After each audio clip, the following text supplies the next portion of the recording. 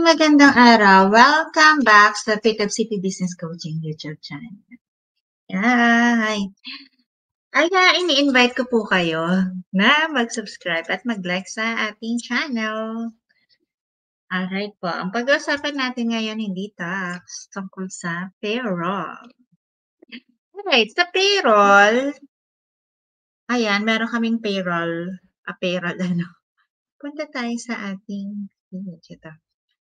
Meron kaming payroll face-to-face seminars and workshops sa November 18, yung Payroll Computation Guide, How to Compute Payroll. And November 25, yung Payroll-Related BIR, Tax Compliance. Ay, malapit na po yung malapit na ang year-ender. Kaya dapat, ngayon pa lang, no? Napagtatali nyo na yung mga 1601C, 1604C, kasi gagawa na kayo ng Alpha List of Employees. Ang ating pag-uusapan ay tungkol dito kay DOLE, yung NWPC, National Wages and Productivity Commission. Actually, nandito sa website na to yung mga minimum wage, yung mga statutory minimum wage. Aanihin lang natin to.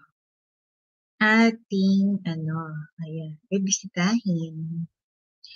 Alright, so dito, actually dito ako nagre-research ng mga page orders. Hindi ko makita ko saan dito. Ito yun, nandito. Tingnan natin kung nandito nga. Ito daw. Actually, ito yung mga kaninang recent na wage orders. Nandito sa kanilang website. Iba-iba po ang website ng DOLE, ha. Depende sa kanilang, parang group or division. Ito, katulad nito, NWPC. Meron din yung BWC, yung Bureau of Working Conditions. Kapag ka sa wage orders, dito sa NWPC, ngayon yung dole.gov.ph, doon, pwede yung, hanapin natin si DOLE. dole.gov.ph.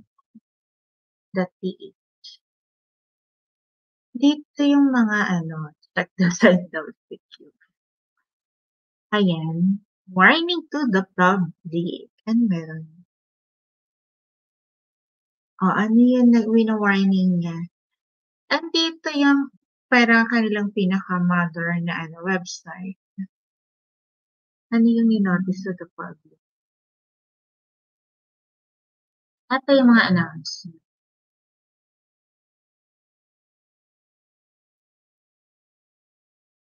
Yan. Iba-iba ang kanilang mga website. Ito yung general na news about DOLE. Ito yung labor code. Pagka ito pinindot mo sa labor code, mapupunta ka dun sa labor code. Na-renumber na ang labor code. Ito ay in-amend noong 2022. Ayan siya. Renumbered, ganyan. Labor Code of the Philippines as renumbered. So, i-click mo lang to para matang. Ayan, i-download mo na. Paano mo ito i-download? Sa akin kasi, ayan, isi-save as ko lang. Pero depende siguro sa nyo, no? Depende sa inyong, browser. Yung iba download dito, yung iba save. So, ang browser na nagamit ko ay yung Edge. Ganun lang, isi-save mo somewhere dito. Pero kapag Mozilla or yung Chrome, meron talagang download arrow. Doon kayo. Ngayon, yung wage order ang ating hinahanap. Dito. Happy ba? Wala pa tayong ginagawa sa NWPC. Alright, so, ito. RTWPBS. Tignan natin kung nasaan banda yung mga back-page orders. Ayan. Yung RTWPBs, doon kayo pupunta para makita niyo yung mga minimum wage rate. Ayan. 'Yun. Ito yung sa NCR. Yung current para sa Manila, ito 573 to 610. Ito yung cities ng Manila, 'no.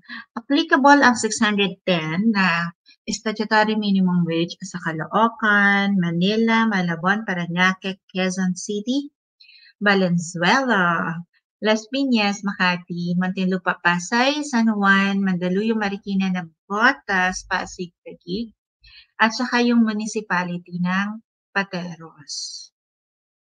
Alright, diyan kayo titingin. So, itong 573 to 610 saan nag-a-apply yan? Bababa ka ngayon. Pagka non-agricultural sector, yung dating minimum wage ay 570, dinagdagan ng 40, kaya naging 610. Na bakit may 573? Ito po hindi automatic na pag nasa Metro Manila ka or NCR ka ay 610 na kaagad yung iyong minimum wage or no? Yung new minimum wage order mo or yung statutory minimum wage mo. Depende yon. Kasi merong mga agricultural sector, yung plantation and non-plantation, merong service or retail establishments employing 15 workers or less, and yung manufacturing regularly employing na less than 10 workers. Kapag dito kayo nag-fall, yung sa tatlong categories na to, pwedeng ang minimum wage order nyo ay 573. O, yun po ha. So, magkano yung difference ng 610 and 573? Yung iba empleyado, ano lang, mababait sila na nagbibigay ng 610. Pero, ano yun, no? Kung talagang survival mode ang company, pwedeng below the 610, yung 573, in between 573 and 610, ang pwede nilang ibigay sa inyo. Kaya lang 'no, kapagka ikaw ay service retail establishments employing 15 workers or less, tapos yung manufacturing regularly employing less than 10 workers at saka itong agriculture, lalabas kasi kapagka hindi mo in-apply si 573 at ito yung condition mo, may possibility na kapagka above 573 ka or 610 yung iyong binigay, hindi na magiging minimum wage or earner yung tao. Ano na siya, magiging above minimum wage earner. Kapagka above mo siya, above MWE, pwedeng meron na siyang tax. Yun yung consequences nun. Kaya titignan mo ito. Kasi ito yung ano mo, no? Itong sector sa industry na column na to, ayan yung pwedeng basihan. Na, ayan. Kaya tignan mo. Yung 610, 573 and 610 na, yan ay naging effective noong July 16, 2023. Yung wage order number ay NCR-24. Ayun siya, no? Neto. Ano ito? Ito is for domestic workers naman, for NCR. Yung current, yung dati, no, yung minimum wage rate nila is 5,000. Yung domestic workers, ito yung mga kasambahay, ha. Tapos nagkaroon sila ng increase ng 1,000, kaya naging 6,000. So, sa mga may kasambahay, ang minimum wage nyo na po ay 6,000 dapat, no? Alright. Ngayon ma'am, kung anong ko, kunyari hindi ako sa NCR, ano naman, paano ko makikita ang minimum wage rate? Still punta ka rito sa RTWPBs, tingnan mo ka ng region kasi yun halimbawa sa magbigay tayo. Ano ba yung region yung Tarlac? 4A ba yun? Or 3? Hindi ko alam. So, pindutin na lang natin dito. Baka region 3 si Tarlac. Region 3, sige, tingnan natin. Yun na nga, no? Region 3 ang Tarlac. Kasi dito nakalagay. Currently, ang minimum wage rate nila ay nag-run in between 384 to 500. This covers yung mga cities na Angeles, Cabanatuan, Malolos, Olongapo, San Fernando, San Jose del Monte, Balanga, Gapan, Muñoz, Palayan, San Jose, Tarlac, no? Then yung sa municipalities, yung Aurora, Bulacan, Pampanga, Zambales, Bataan, Nueva Ecija, and Tarlac. Yan na yung nagka-cover ng 384 to 500. Ngayon, sino yung nagko-cover ng mga 384 to 500? Iba-iba. Dito ka titingin sa baba, scroll down mo. So, sabi, kapag non-agriculture ka, yung establishments with 10 or more workers, at saka establishments with less than 10 workers, nandito yun, no? Yung provinces of Bataan, Bulacan, Nueva Ecija, Pampanga, Tarlac, and Zambales, yung bagong minimum wage order ninyo upon effectivity ay yung establishments with 10 or more workers, 500. Yung establishments with less than 10 workers is 493. Yung sa provinces of Aurora is 449. Kapag ka agricultural or agriculture yung sector mo, pagka plantation, yung bago ay 470. Pag non-plantation is 454. Sa Aurora plantation is 434, then 422 sa non-plantation. No? And ito, yung sa retail naman establishments with 10 or more workers, 489. Dito sa Bataan, Bulacan, Nueva Ecija, Pampanga, Tarlac, and Zambales. Sa Aurora ay 384. Yung establishments with less than 10 workers is 475. Kailan ba ito nag-effective? Ang alam ko 462 ng January. O eto. Naging effective ito September 28, 2023. O yan, issued on September 2023, September 19, 2023 at na-publish sa Manila Bulletin na September 30. Nagiging effective ang isang wage order plus 15 days from date of publishing. So kung ito ay September 30, kina-publish siya ng September 30, October 15 or October 16 ang effectivity nito. Before the October 16, alam ko 416. Or depende. Ito 460 sa non-agriculture. So, yun, no? So, kung ikaw ang gagawa ng alpha list, iba-iba ngayon yung minimum wage order mo. Oo, yung minimum wage mo. Talagang kakomputin mo siya per period. Kung halimbawa, ikaw si Tarlac, kung naging effective yung 460 na at beginning of the year, January 1, kasi nakalagay dito, 460. So, 460 siya hanggang October 15. From January 1 to October 15. Bakit October 15, ma'am? Kasi yung effectivity nung bagong rate is October 16. Nitong itong 500. Oo. So, yun yung titingnan mo doon. Kaya, marami kayong adjustments na gagawin. And also, maapektuhan yung 13-month pay ninyo. Kasi yung actual rate, yung actual wage ng January to before yung bagong wage ninyo, kukompute mo yung actual basic. Tapos, yung bagong basic naman, another period yun. So, medyo madugo ang inyong payroll. Kaya ayan para mas magaan ang iyong pagpe-payroll at pagko-compute at pagtatali. Actually, ito yung nahihirapan sila, no? Dati meron akong pina-compute na, sige nga, kwentahin mo yung report mo na 1601 simula January hanggang December. Tapos, computein mo rin yung alpha list of employees. Tapos, i-total mo rin lahat ng payroll nyo na naka-record na sa inyong payroll register or pay sheet. Ngayon, kunin mo yung totals ng lahat ng tatlong reports na yon, yung 16016, 1604, and then alpha list at saka yung payroll, bali apat. Actually, 1604C and alpha list of employees parang isang report lang yan, pero dalawang report na may sub-report.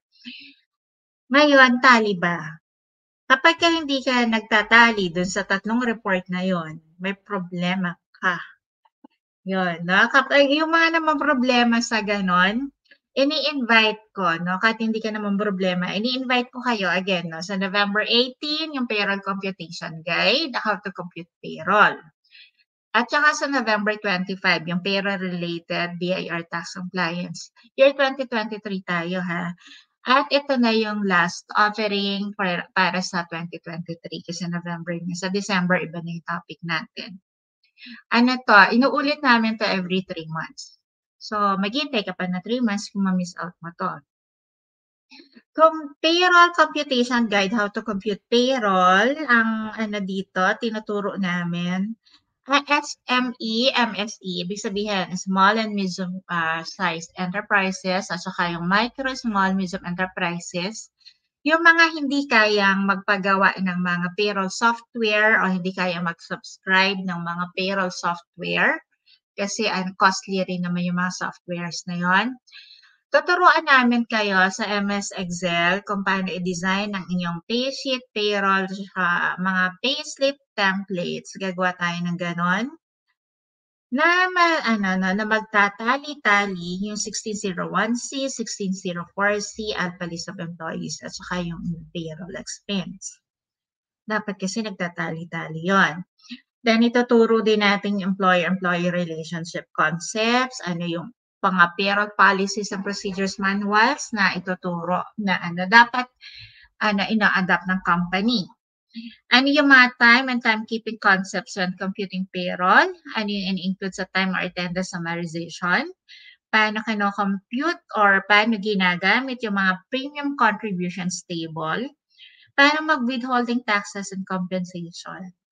Ay, alam nyo ha, pag ikaw accountant, huwag mo sasabihin sa akin hindi ka marunong gumawa nito ha.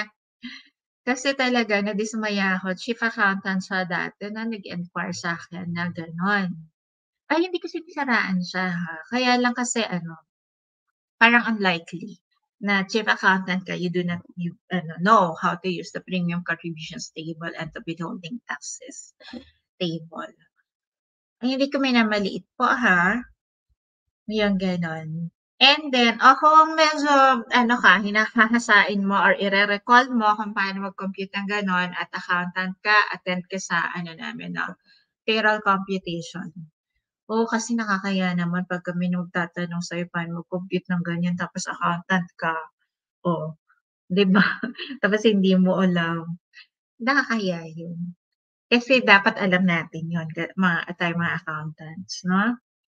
Then ito sa November 18, how to compute payroll of a daily paid employees, DPE and monthly paid employees. Ang PE, magkaiba ang computation yan kapag ikaw ay DPE at saka MPE.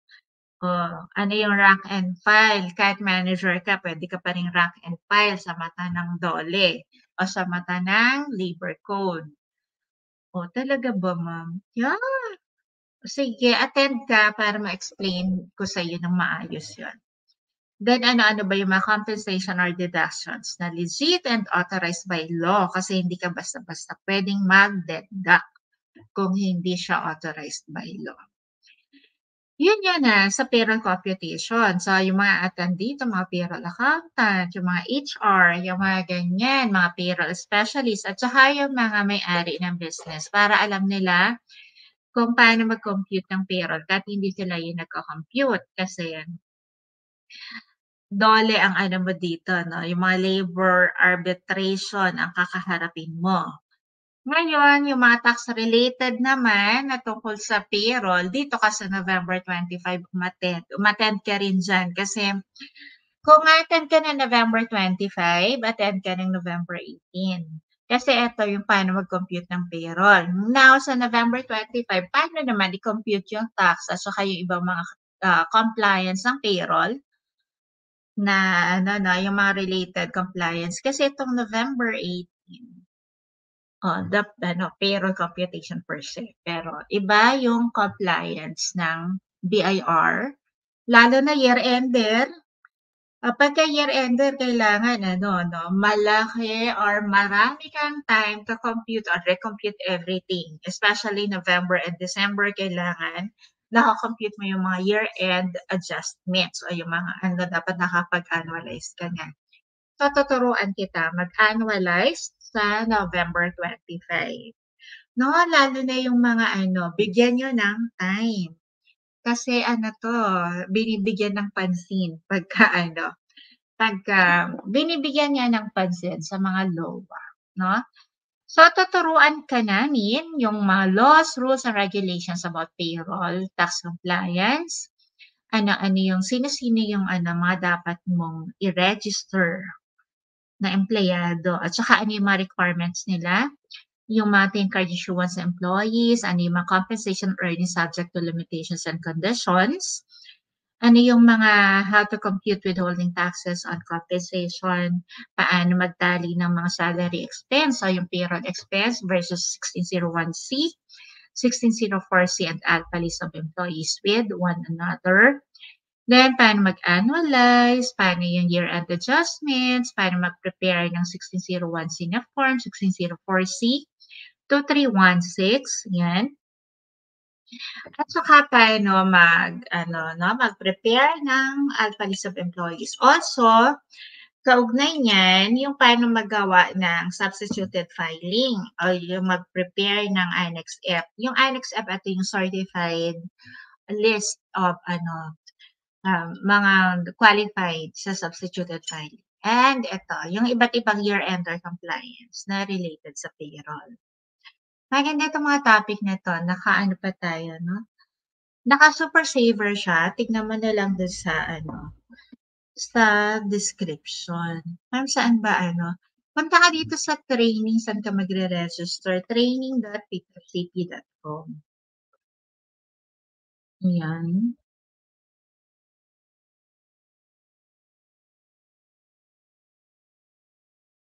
Yan, habang iniintay natin siya, balik tayo dito sa wage orders. So, ano ba yung sa Region 10? Tingnan natin sa Region 10 kung merong mga bagong wage orders, no? Sa Northern Mindanao, Region 10, 405, 378 to 405 ang kanilang minimum wage rate. So, sa cities, applicable to sa cities na Cagayan de Oro, Gingoog, Malaybalay, Ozamis, Valencia, El Salvador, Iligan, Oroquieta, Tangub. Pasensya na kayo ha kung hindi ko ma-pronounce ang tama yung city ninyo. Paki-correct na lang po ako. Dahil hindi ako masyadong familiar sa Mindanao. Then, yung provinces ng Bukidnon, Lanao del Norte, Misamis Oriental, Camiguin, Misamis Occidental, all other areas. Then, ito din na si Baling. Sa municipalities naman yung Balingasag, Lagindingan, Mambajaw o Mambahaw, Maramag, Quezon, Villanueva, Jasaan, Hasaan. Then, Lugait, Manolo, Fortich, Opol, Tagoloan. Yan po yung kino-cover nitong 378 to 405 na minimum wage order. O kapag baka mamaya yung taga-compute nyo na alpha list, ang gagamitin yung rate ng NCR, yung 610 o kaya yung 573, 405 pa lang yung inyong minimum wage rate, baka magkaroon ng problema sa sa tax compliance, no? Dapat alam ninyo, kung kayo yung naggagawa ng alpha list of employees, nagko-compute ng payroll, at saka gumagawa ng mga 1601C na reporting, anything na nire-report nyo sa payroll, dapat alam mo ang minimum wage order, no? Be familiar dito sa website ng nwpc.dole.gov.ph kasi dyan nakalista ang mga minimum wage orders. So, yung rate na yon effective pa noong June 18, 2022. So, ito siya, no? Yan. Dapat tinitingnan nyo yung mga wage category. 1, 2, 3, 4. Ito mga ganito. Alright. And also, ito na pala. Lumitaw na sa PWCP. Okay, so sa face-to-face tayo na, PWCP training, meron tayong live webinars at yung mga webinar online, Visa On Demand online training. Sa face-to-face tayo pupunta, face-to-face training. Alright, so Eto tayo, November 18, i-click mo ditong register here, no? Hanggang November 16, eto yung inyong investment fee. Yan, nandiyan. Ay, yung mga attend po ha, magdala ng laptop kasi meron tayong exercises. Then sa November 25, dito po kayo mag-register. Yan. Saan ang venue? Dito po sa office ng PTAB City Business Solutions. Yan. Saan yun?